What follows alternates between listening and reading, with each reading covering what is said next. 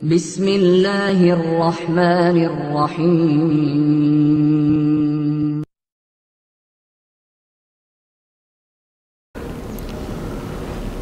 بسم اللہ الرحمن الرحیم واللفظه الصریح الذي لا يفتقر في دلالته عليه إلى شيء آخر وقفت خاصة على أصح الأقوال۔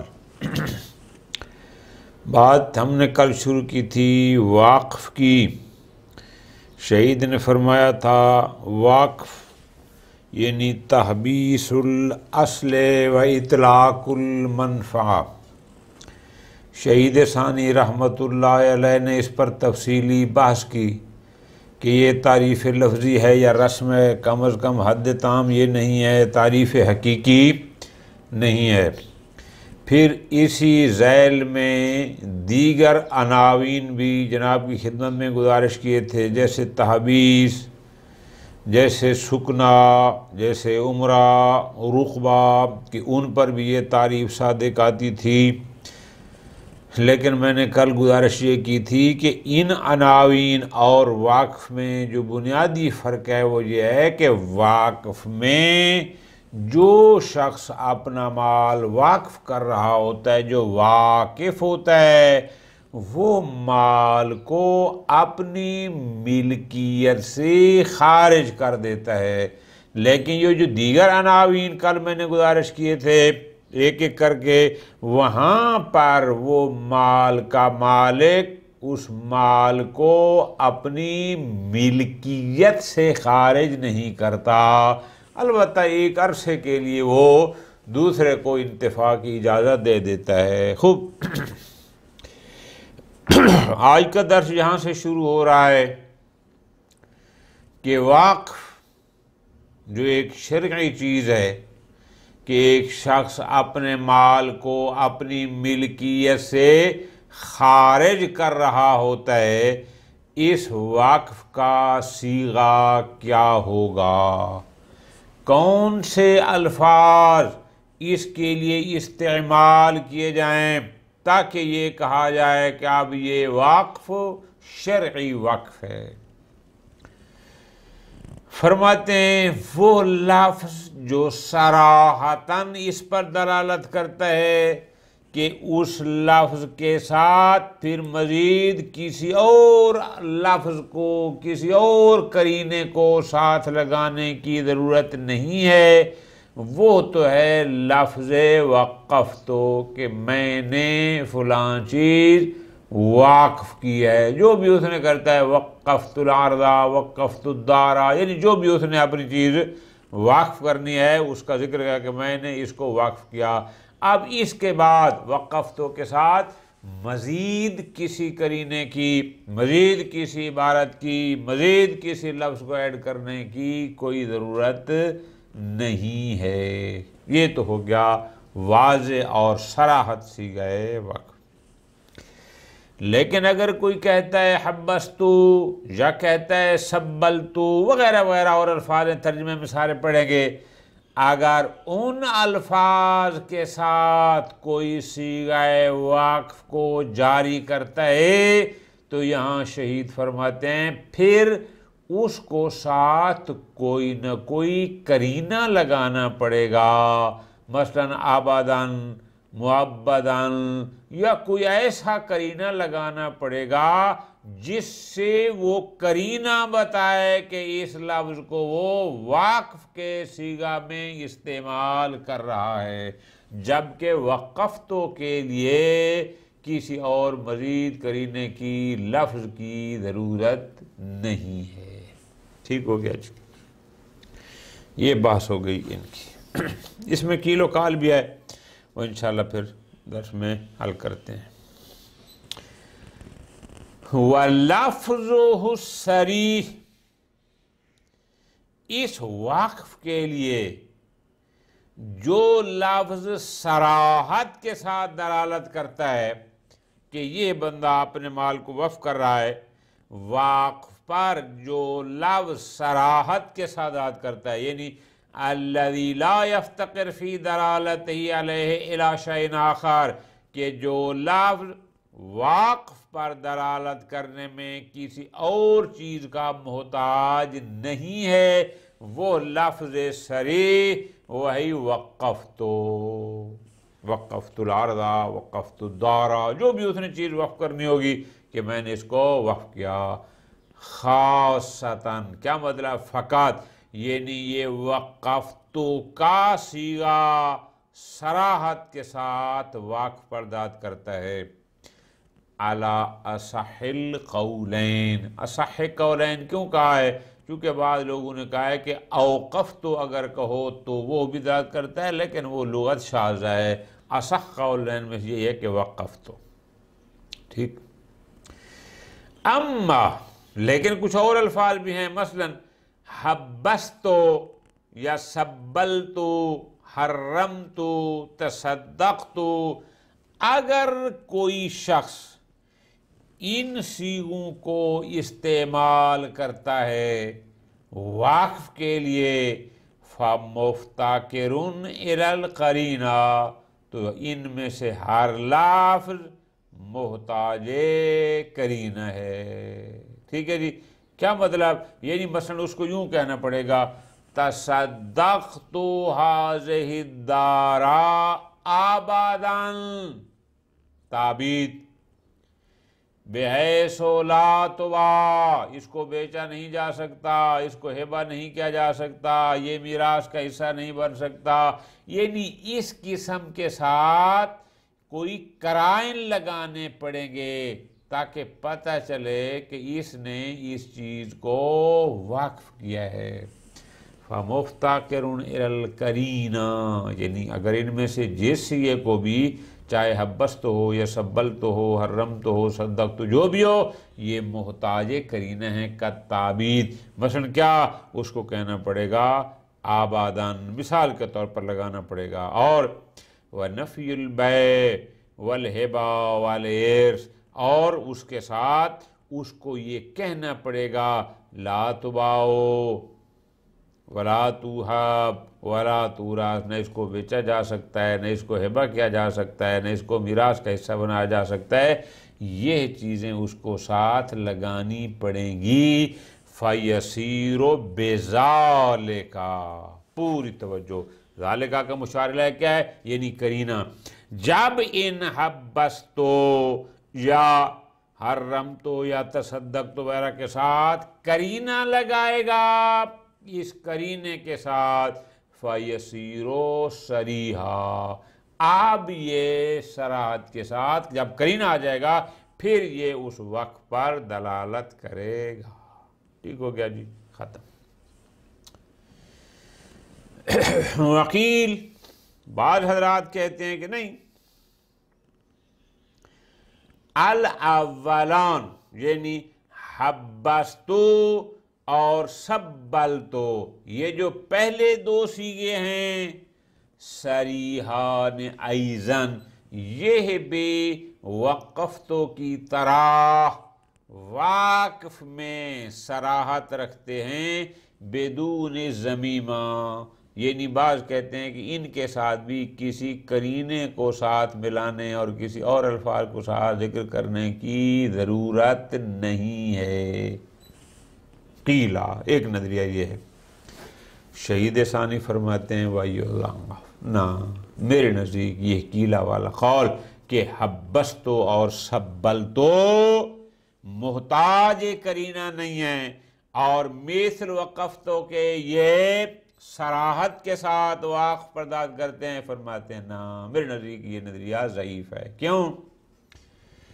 بِاشْتِرَاكِهِمَا بَيْنَهُ وَبَيْنَ غَيْرِهِ، اس لیے کہ یہ حبستو اور سبلتو واقف اور غیر واقف میں شریک ہیں۔ بِاشْتِرَاكِهِمَا بَيْنَهُ یعنی بین الوقف وبین غیرہ، تو جب دونوں میں شریک ہیں یعنی واقف کے علاوہ دیگر عناوین میں بھی یہ استعمال ہو سکتے ہیں، فلا يدل علی الخاص بذاتہ، تو پس یہ لفظ بغیر کسی قرینے کے خاص سے مراد کیا ہے؟ یعنی فقط واقف پر بغیر کسی کرینے کے یہ دلالت نہیں کرتے، پس فلا بد من انضمام قرینۃ، لہذا اگر کوئی شخص حبستو اور سبلتو کو استعمال کرتا ہے صیغہ وقف جاری کرنے کے لیے، فلا بد من انضمام قرینہ، تو واجب ہے، ضروری ہے کہ ان کے ساتھ کوئی ایسا قرینہ لگائے تو عینہو، جو یہ معین کرے قرینہ کہ یہ ہے حبستو یا سبلتو کو واقف کے لیے استعمال کر رہا ہے، کسی اور عنوان کے لیے استعمال نہیں کر رہا۔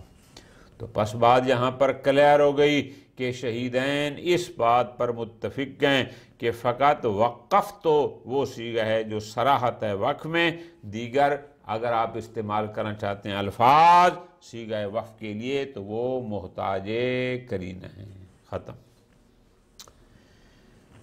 فرماتے ہیں وَلَوْ قَالَ، اگر کوئی شخص صیغہ وقف یوں جاری کرے، وہ کہتا ہے جعلتہ وقفاً، میں نے اپنے اس گھر کو یا اس زمین کو وقف قرار دیا ہے، یا کہتا ہے جعلتہ صدقۃً مؤبدۃً محرمۃً، یعنی اس طرح کہ میں اس کو قرار دیا ہے صدقہ آبادی اور محرم جو دیگر مصارف میں استعمال نہیں ہو سکتا۔ فرماتے ہیں کفا، شہید فرماتے ہیں اگر کوئی صیغہ وقف اس انداز میں جاری کرتا ہے تو بھی یہ کافی ہے۔ اچھا، وفاقاً للدروس، شہید ثانی فرماتے ہیں یہ فقط میرے نزدیک کافی نہیں بلکہ خود شہید اول اپنی کتاب دروس میں بھی اس کو کافی سمجھتے ہیں، لأنہ کسری ہے، کیونکہ یہ صیغہ بھی مثل سری کے ہے، اور جیسے وقف تو صراحت کے ساتھ تھا، اگر کہتا ہے جعلتہ وقفاً تو یہ بھی اسی مثل سری کے ہے۔ ٹھیک ہو گیا جی، ختم۔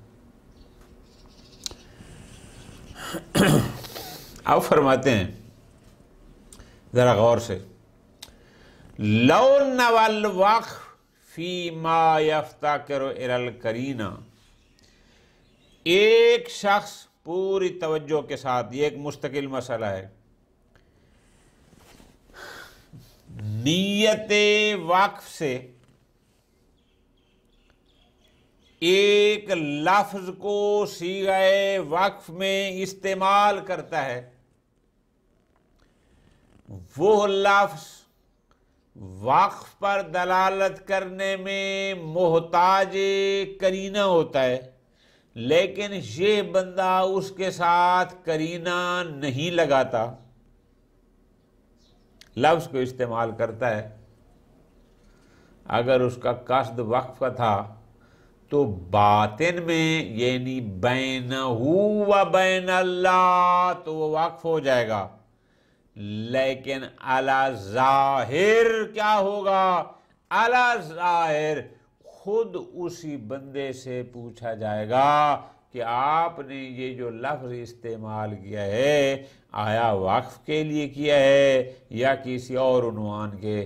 اگر وہ کہے گا میں نے وقف کے لیے کیا ہے، بعد میں کہتا ہے تو بھی ٹھیک، وقف بن جائے گا، اور اگر وہ کہتا ہے کہ میں نے وقف کے لیے نہیں کیا تو بھی بات اسی کی مانی جائے گی جس نے وہ لفظ ادا کیا ہے۔ اس کی بات کیوں مان رہے ہیں؟ آپ کا جواب وہی ہوگا چونکہ اس نے لفظ ایسا استعمال کیا ہے جو وقف پر دلالت کرنے میں محتاج قرینہ تھا، اور اس نے اس کے ساتھ قرینہ نہیں لگایا، اس لیے پھر ہمیں دوبارہ اس کی طرف رجوع کرنا پڑا۔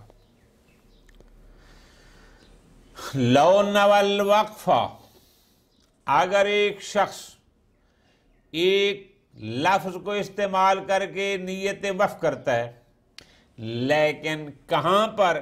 فیما یفتقر الی القرینہ، یعنی لفظ ایسا استعمال کرتا ہے جو محتاج قرینہ ہے، یہ بغیر قرینے کے اس لفظ کو استعمال کرتا ہے لیکن بنیت الوقف۔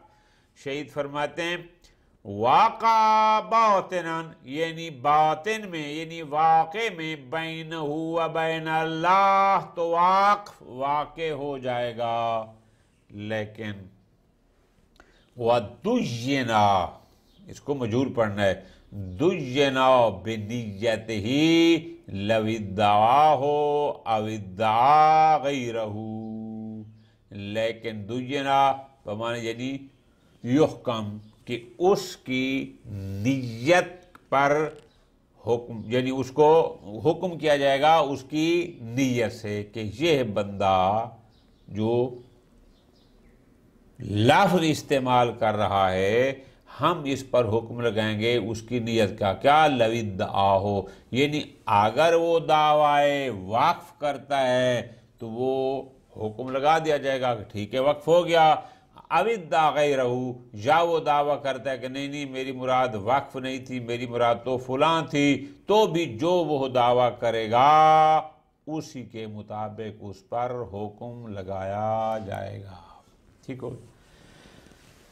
بس اس پورے پیرے میں ایک بات کلیئر ہوئی، وہ بات یہ تھی کہ صیغہ وقف کے لیے لفظ وقف تو یہ تو صراحتاً وقف پرداد کرتا ہے، جو دیگر الفاظ ہیں وہ محتاج قرینہ ہیں۔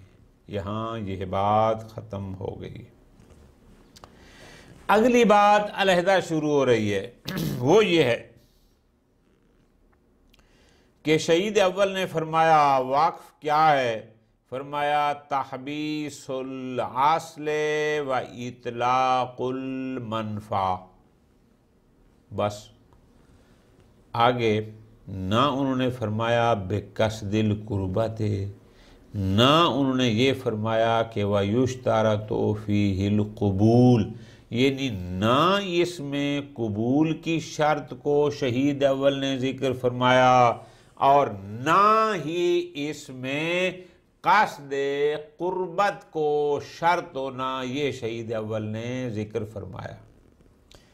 شہید ثانی اس مسئلہ کو یوں شروع فرما رہے ہیں کہ شہید اول کی عبارت سے تو یہ محسوس ہوتا ہے کہ واقف میں موقوف علیہم کا قبول کرنا بھی شرط نہیں ہے، اور ان کی عبارت سے یہ بھی لگتا ہے کہ اس میں قصد قربت بھی شرط نہیں ہے، ان کی عبارت سے یہ لگتا ہے۔ آگے پھر تفصیل میں جاتے ہیں، فرماتے ہیں جہاں تک مسئلہ ہے قصد قربت کا یہ تو درست ہے کہ ثواب فقط اسی فعل پر ملتا ہے جس فعل کو قربتاً اللہ انجام دیا جائے، یہ تو طے شدہ بات ہے۔ اگر وہ ثواب لینا چاہتا ہے تو اس کو ہر حال میں قصد قربت کرنا ہوگا، بغیر قصد قربت کے ثواب نہیں ملتا۔ لیکن آیا واقف کے صحیح ہونے کے لیے بھی قصد قربت شرط ہے؟ فرماتے ہیں اس پر ہمارے پاس کوئی دلیل موجود نہیں۔ ٹھیک ہو گیا؟ جہاں تک بات ہے پہلی والے جو شہید اول نے یہ ذکر نہیں کیا کہ اس میں قبول شرط ہے، فرماتے ہیں اس لیے کہ ایک ہوتا ہے عقد جہاں ایجاب بھی ہوتا ہے اور قبول بھی ہوتا ہے، وہاں جب تک وہاں قبول نہ ہو عقد ہوتا نہیں، لیکن ہمارے پاس ایقاعات بھی تو موجود ہیں، جیسے عید، غلام آزاد کرنا، اب یہ ایقاعات میں سے ہے، طلاق دینا، اب یہ ایقاعات میں سے ہے، ایقاع میں یک طرفہ ہوتا ہے۔ تو پس جیسے ایک شخص اپنے غلام کو صیغہ عتق جاری کر کے اپنی ملکیت سے خارج کر دیتا ہے اور وہ خارج ہو بھی جاتا ہے، تو کیا حرج ہے کہ ایک بندہ وقفتو کے صیغہ کے ذریعے ایک گھر کو، ایک پلاٹ کو، ایک زمین کو، ایک چیز کو اپنی ملکیت سے خارج کر دے؟ اس میں کیا حرج ہے؟ ٹھیک ہے جی، یہ ہو سکتا ہے۔ البتہ اس میں قبول کا تصور بھی ہے۔ کیسے؟ کل میں نے گزارش کی تھی وقف دو قسم کے ہوتے ہیں، ایک وقف عام ہوتا ہے، ایک وقف خاص ہوتا ہے۔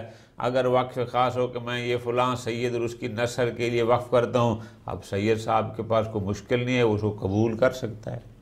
اور اگر وقف عام ہو تو وقف عام میں مثلا حاکم شرعی اس کو قبول کر سکتا ہے، یا فرض کرو کسی مسجد کے لیے کیا اور مسجد کا ایک باقاعدہ متولی پہلے سے موجود ہے تو اس مسجد کا متولی قبول کر سکتا ہے۔ تو یہ آپشن بھی اپنے مقام پر موجود ہے۔ اب یہ بحث وہ ہے، ذرا غور کرو۔ فرماتے ہیں وَيَظْهَرُ مِنْهُ، شہید اول رحمت اللہ علیہ کی عبارت سے تو یہ لگتا ہے کہ عدم اشتراط القبول مطلقہ، کہ وقف میں قبول شرط نہیں ہے، چاہے وہ مطلقہ وقف عام ہو، چاہے وقف خاص ہو۔ انہوں نے قبولیت کو شرط نہیں قرار دیا، عبارت سے لگتا ہے۔ وَلَلْقُرْبَى، اور اسی طرح ان کی عبارت سے یہ بھی لگتا ہے کہ وقف کے صحیح ہونے کے لیے قصد قربت بھی شرط نہیں ہے۔ عبارت شہید اول سے یہ نظر آتا ہے۔ اب آگے اپنی بحث فرما رہے ہیں۔ اما ثانی، جہاں تک ہے وقف میں قصد قربت کا شرط نہ ہونا، فَهُوَ أَصَحُّ الْوَجْهَيْنِ، میرے نزدیک اصح یہی ہے کہ ہاں یہ شرط نہیں ہے۔ کیوں؟ لِعَدَمِ دَلِيلٍ صَالِحٍ عَلَى اشْتِرَاطِهَا، چونکہ میرے سامنے کوئی ایسی دلیل موجود نہیں ہے جو وقف کے صحیح ہونے کے لیے قربت کو شرط قرار دینے کی صلاحیت رکھتی ہو۔ میرے سامنے تو ایسی کوئی دلیل موجود نہیں ہے۔ ہاں وَإِن تَوَقَّفَ عَلَيْهَا الثَّوَابُ، یہ ایک علیحدہ بات ہے کہ ثواب قصد قربت پر موقوف ہے۔ ایک بندہ اگر اپنا مکان وقف کرتا ہے کسی کے لیے اور قصد قربت نہیں کرتا، وقف ہو جائے گا لیکن ثواب نہیں ملے گا۔ ثواب تب ملے گا جب اس میں قصد قربت ہوگا، چونکہ ثواب قربت پر موقوف ہے، بغیر قربت کے ثواب نہیں ملتا۔ یہ بات ختم ہوگی۔ وَأَمَّا الْأَوَّلُ، جہاں تک پہلی بات کون سے کہ وقف کے صحیح ہونے کے لیے قبول شرط نہیں ہے، شہید فرماتے ہیں فَهُوَ أَحَدُ الْقَوْلَيْنِ،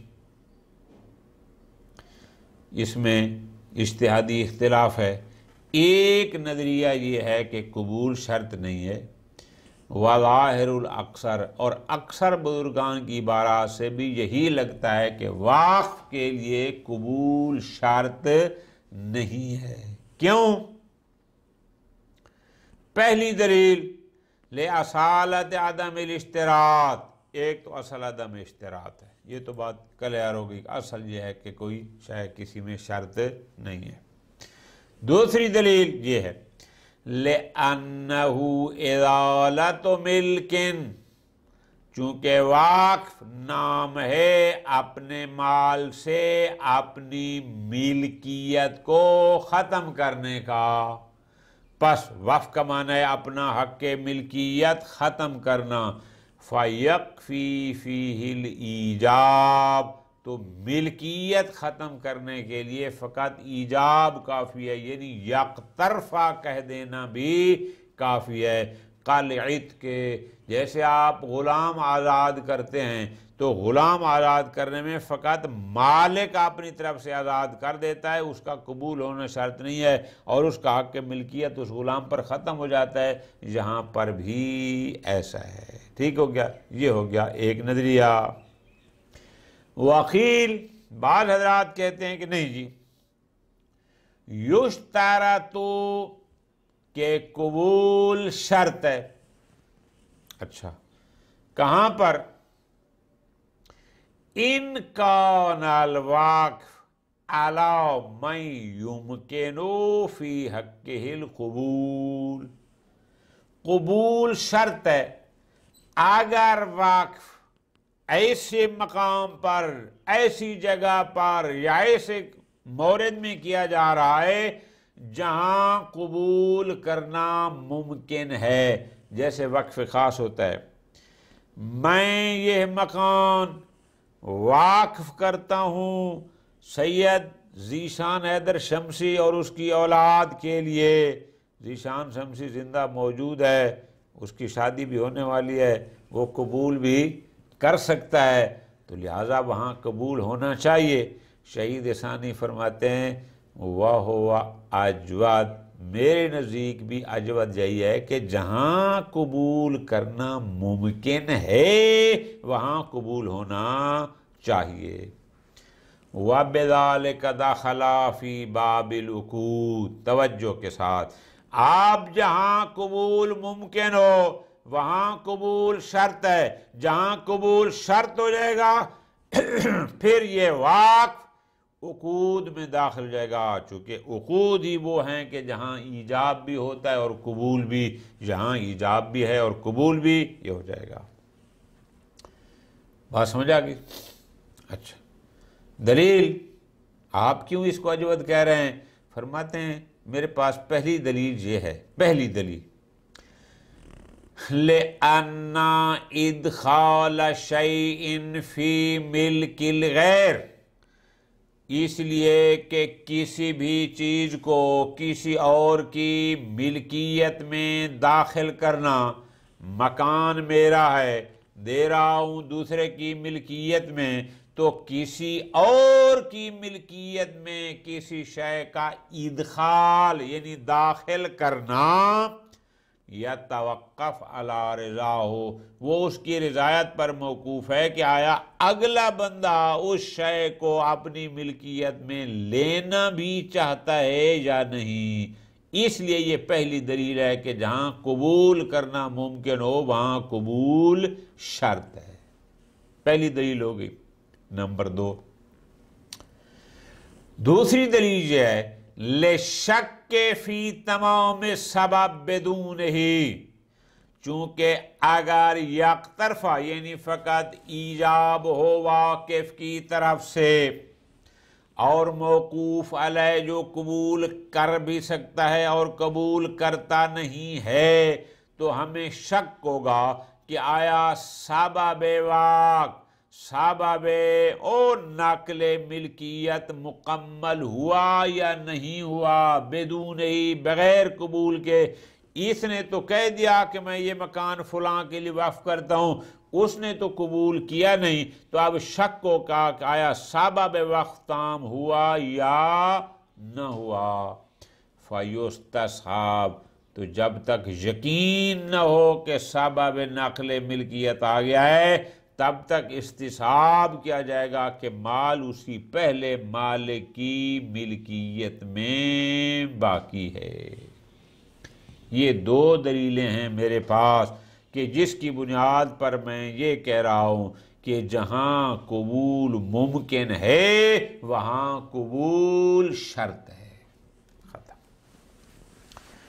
فَعَلَى هَذَا، عَلَى هَذَا سے مراد کیا ہے؟ اب جب ہم اس بات کے قائل ہو گئے، پوری توجہ کس کے، کہ جہاں قبول ممکن ہوگا وہاں قبول شرط ہوگا، یعتبر فیہ ما یعتبر فی العقود اللازمہ، کیونکہ پھر آگے داخل ہو جائے گا عقود میں، اور عقود میں بھی عقود لازمہ میں سے ہے، تو جب عقود لازمہ میں ہے پھر جو چیز دیگر عقود لازمہ میں شرط ہے اور معتبر ہے وہ یہاں اس وقف میں بھی معتبر ہوگی، یہ ضروری ہوگا۔ مثلا کیسے؟ من اتصال ہی بالایجاب آدھا، کہ جیسے دیگر عقود میں ہوتا ہے کہ جو ایجاب ہوتا ہے قبول ایجاب کے ساتھ متصل ہو، یہاں بھی قبول اس ایجاب کے ساتھ متصل، یعنی اتصال عادی، حقیقی مراد نہیں ہے۔ دوسرا وَوَقُوعِهِ بِالْعَرَبِيَّةِ، اگر ایجاب عربی میں ہے تو یہ قبول بھی عربی میں ہونا چاہیے وغیرہ. جو لوگ کہتے ہیں کہ ماضویت شرط ہے پھر یہاں بھی ہوگا الی آخرہ. ٹھیک ہو گیا جی، یہ تو ہو گیا ختم. یہ تو وہاں تھا کہ جہاں پر قبول کرنا ممکن تھا. لو کان علی جہت عامہ، لیکن اگر وقف عام ہے، ایک شخص نے مسجد کے لیے، مساجد یا مدارس یا اور سکول یا مسافر خانے اس کے لیے وقف کیا، یعنی جہت عامہ، وقف عام تھا. او قبیلتن، یا کسی ایک پورے قبیلے کے لیے کہ یہ سادات کے لیے ہے یا یہ فلاں قبیلے کے لیے، کل فقراء کے لیے، کہ جہاں پر کوئی ایک فرد انچارج نہیں ہوتا. لم یشترط، شہید فرماتے ہیں ہمارے نزدیک وہاں پر قبول شرط نہیں ہے. وَإِنْ أَمْكَنَ قبول الحاکم لا، اگرچہ ممکن ہے کہ ان کی طرف سے حاکم شرعی قبول کر لے، یہ تو ممکن ہے کہ حاکم شرعی قبول کرے، لیکن بہرحال ہمارے نزدیک پھر بھی شرط نہیں ہے.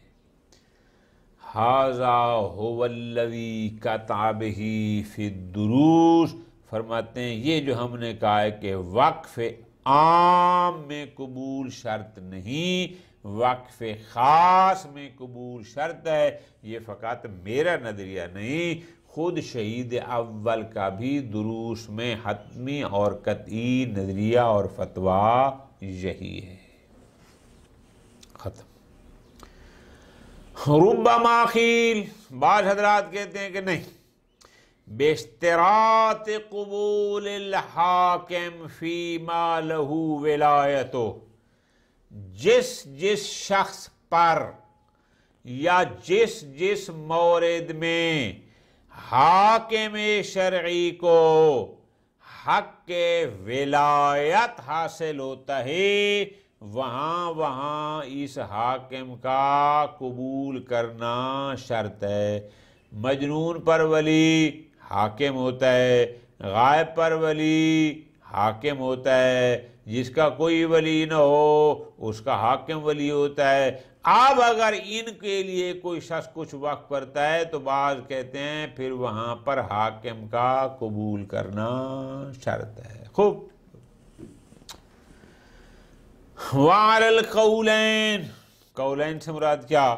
چاہے ہم یہ کہیں کہ جو وقف عام ہے، یعنی ہم یہ کہیں کہ وقف میں قبول شرط ہے یا وقف میں قبول شرط نہیں، یا وقف خاص میں اگر فرق اور ہم کہتے ہیں قبول شرط ہے یا قبول شرط نہیں. لا یعتبر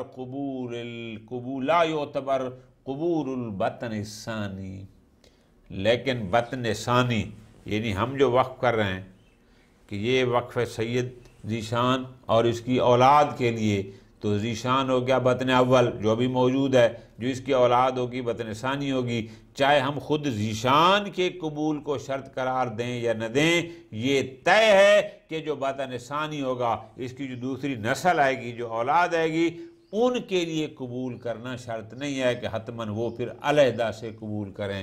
ولا رضا ہو، اور نہ ہی ان کا راضی ہونا، یہ چیزیں شرط ہے. کیوں؟ لتمامیت الوقف قبلہ، چونکہ بطن ثانی سے پہلے وقف اپنی تمام شرائط کے ساتھ درست ہو چکا ہے، شرعی ہو چکا ہے. ولا ینقطع، اور اب دوبارہ وہ منقطع نہیں ہوگا، ختم نہیں ہوگا تاکہ پھر نئے سرے سے قبول ہو اور نئے سرے سے وقف ہو، ایسا نہیں ہے. ایک. نمبر 2، وَلِأَنَّ قُبُولَهُ لَا يَتَّصِلُ بِالْإِجَابِ، پس اگر ہم قبول کو شرط کریں بھی صحیح تو بطن ثانی اس نے تو آنا ہے 40 سال 50 سال 60 سال بعد، اس بطن اول جو پہلی نسل ختم ہوگی تو آئے گی، تو پھر ان کا قبول متصل بالایجاب تو نہیں ہوگا. فَلَوُعْتُبِرَا لہذا اگر معتبر ہو بھی صحیح تو لم یقالا وہ ان کا قبول شمار ہی نہیں ہوگا، چونکہ قبول کا ایجاب کے ساتھ عادتاً متصل ہونا شرط ہے. وصلی اللہ علی محمد وآل محمد.